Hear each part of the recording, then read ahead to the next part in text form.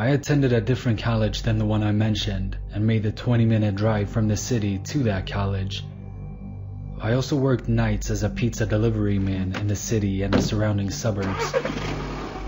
One night, I had an order in the town where my college is located, which is a smaller suburban city northwest of my home city.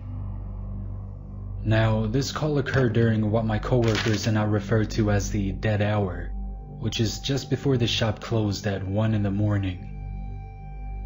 I begrudgingly took the pizzas, got in the car, and plugged the address into the GPS.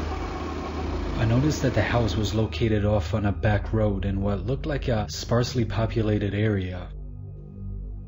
Not thinking much of this, I drove up Route 315 to I-270 East and exited. After passing through downtown, the cemetery, and the college, I drove through some subdevelopments and then onto a smaller road where the house was located. The GPS notified me that I had arrived to my destination, but to my surprise, the house was boarded up. I noticed that there was a small shed in the back of the house that had a small window. There was a flickering light in the window. At this point, almost every red flag had gone off in my head, but I knew my hard-ass boss would be pissed if I wimped out on this delivery, so I proceeded towards the shed. As I got closer to the shed, I heard a rustling in the bushes next to the driveway. Then I heard a man whisper, "Here they come, Billy. 45, 45. At that point, a man jumped out of the bushes and 2 other men jumped out of the shed. They were carrying knives and were wearing these long robes and white masks.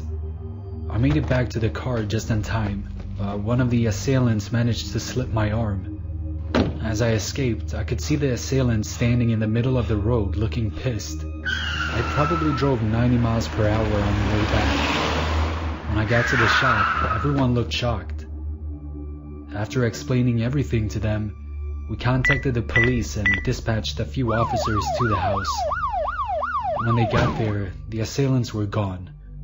They found some drug paraphernalia in the shed, and some ropes and some weird torture equipment.